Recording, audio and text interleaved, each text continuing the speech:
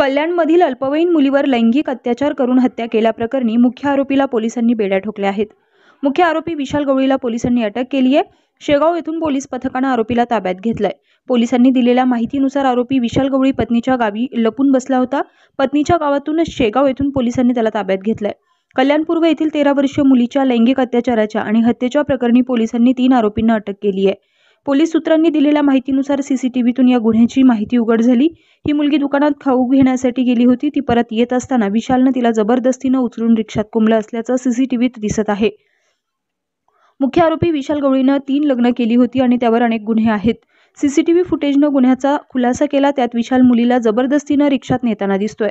पोलिसांनी आरोपींची कसून चौकशी सुरू केली आहे आणि या प्रकरणाच्या खोलात जाऊन तपास करण्यात येणार आहे। अत्याचार प्रकरणात पोलिसांनी एकूण 3 जणांना अटक केली आहे। आज मुख्य संशयित आरोपी विशाल गवळीसह त्यांच्या बायकोलाही शेगाव येथून पोलिसांनी ताब्यात घेतलंय।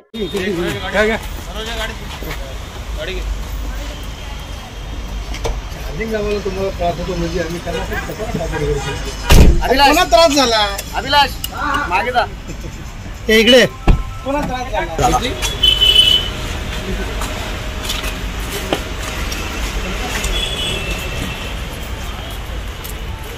यस यस यस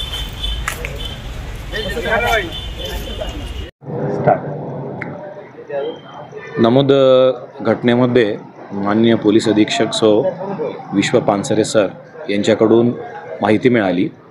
तसेच आमचे अप्पर पोलीस अधीक्षक खामगाव श्री अशोक थोरात सर, उपविभागीय पोलीस अधिकारी यांच्याकडूनही माहिती मिळाली।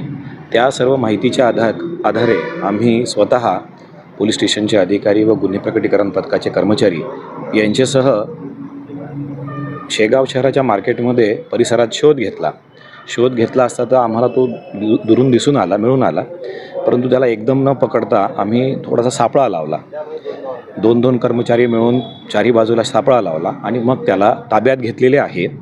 सदर घटना काय आहे हे आम्हाला माहिती नाही, परंतु त्यावरती गुन्हा दाखल असून त्याला नुकतीच ठाणे गुन्हे शाखेची टीम पोहोचते पोलीस स्टेशनला।